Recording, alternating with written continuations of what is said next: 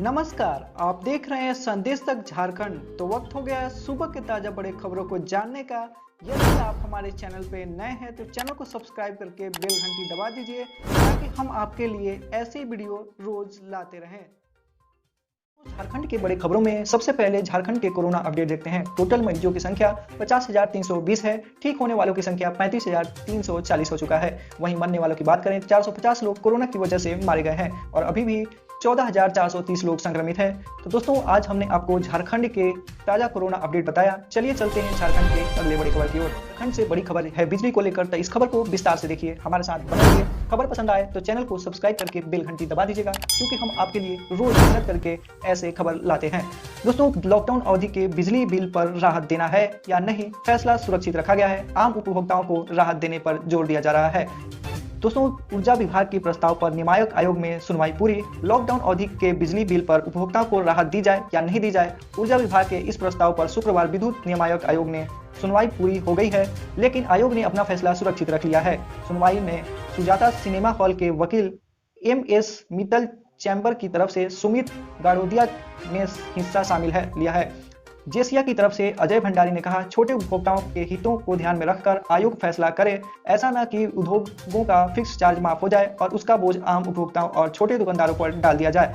उन्होंने कहा कि झारखंड ऊर्जा वितरण निगम को जो नुकसान होगा उसकी भरपाई सरकार कर दे ताकि आम उपभोक्ताओं को राहत मिले। जेसिया के ही अजय पचेरीवाल ने भी इससे माफ करने की आग्रह किया है। जी हाँ दोस्तों, ये बिल्कुल सही बात है क्योंकि लॉकडाउन में लोगों को पॉकेट काफ़ी नाजुक हो गए हैं और ऐसे में कमाई भी कम हुआ है। आम लोगों पर इसका बोझ ना आए तो ये काफ़ी अच्छा होगा उनको बिजली की बिल की कमी करने में। तो दोस्तों चलते हैं झारखंड के अगले बड़ी खबर की ओर। झारखंड से बड़ा खबर निकल के आ रहा है कि रेलवे स्कूल में नहीं पढ़ना चाहते रेल कर्मी के बच्चे। कारण जानकर आप हैरान रह जाएंगे। तो दोस्तों चलिए कारण जानते हैं कि आखिर क्यों रेलवे कर्मी की बच्चे केंद्रीय विद्यालय में नहीं पढ़ना चाहते हैं। दरअसल दक्षिण पूर्व रेलवे की ओर से चक्रधरपुर में रेल मंडल की विभिन्न रेलवे कॉलोनियों में संचालित होने वाली स्कूलों का अस्तित्व खतरे में है। रेल कर्मचारियों के बच्चे को पढ़ाने के लिए रेल स्कूल का संचालित किया जाता है, लेकिन इन स्कूलों में रेल कर्मचारी के बच्चे नहीं पढ़ते हैं।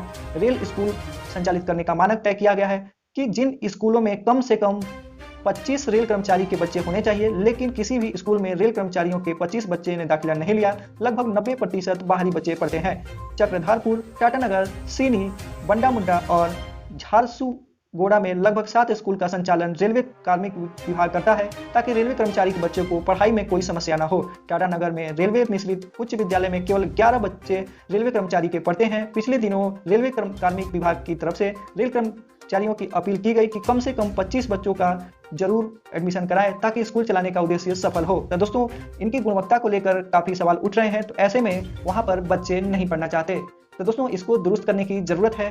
तो चलते हैं झारखंड के अगले बड़ी खबर की ओर। झारखंड से मैट्रिक इंटर सिलेबस में कटौती के बाद अब 8वीं कक्षा तक पाठ्यक्रम भी होगा संशोधित। जी हाँ दोस्तों, मैट्रिक इंटर सिलेबस की कटौती के बाद अब 8वीं क्लास में भी सिलेबस में कटौती की गुंजाइश नजर आ रहा है। इन कक्षाओं का पाठ्यक्रम भी 40% तक छोटा होगा। संशोधित पाठ्यक्रम के हिसाब से भेजे जाएंगे डिजिटल कंटेंट। जी हाँ दोस्तों, डिजिटल कंटेंट आप नहीं समझते हैं तो आप इसको गूगल कर लीजिए। गूगल करने के बाद आपको सारा पता चल जाएगा और कमेंट बॉक्स में जाकर हमें जरूर बताइएगा कि आपने गूगल किया या नहीं किया।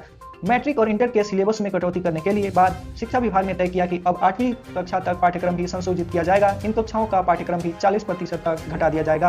अगले सप्ताह तक संशोधन हो जाएगा। इसके बाद संशोधित पाठ्यक्रम के हिसाब से ही डिजिटल कंटेंट भेजा जाएगा, यानी आपके मोबाइल और लैपटॉप पर यह कंटेंट भेजा जाएगा, जिससे कि बच्चों को कोरोना की वजह से स्कूल न जाना पड़े और आराम से उस कंटेंट का भरपूर इस्तेमाल कर पाएं और अपने ज्ञान को बढ़ा पाएं। तो ये झारखंड सरकार की अच्छी सोच है और जिसके लेकर बच्चों को काफ़ी पढ़ने में आनंद भी आएगा। तो चलते हैं झारखंड के अगले बड़ी खबर की ओर। इन दिनों एक खबर काफ़ी वायरल हो रहा है, तो हमने सोचा कि आपको भी यह खबर जानना चाहिए क्योंकि यह खबर आपको साहस से भर देगा। तो इस वीडियो को अंत तक जरूर देखिएगा।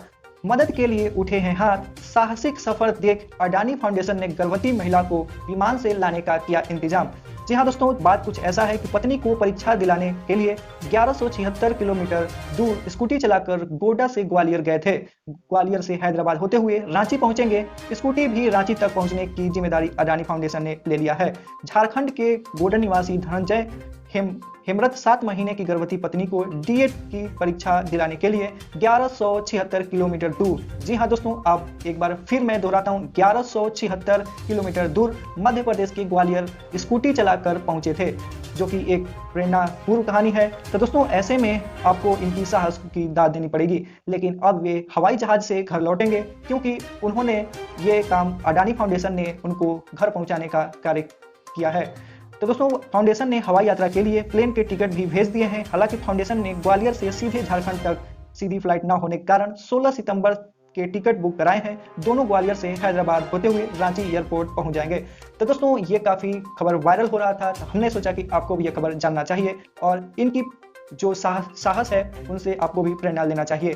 तो दोस्तों झारखंड के बड़े खबर में आज यहीं तक, फिर कल मिलेंगे। तब तक के लिए घर पे रहिए, सुरक्षित रहिए। चैनल को सब्सक्राइब नहीं किया तो सब्सक्राइब करके बेल घंटी दबा लीजिए ताकि हम आपके लिए काम की खबर झारखंड से लाते रहें।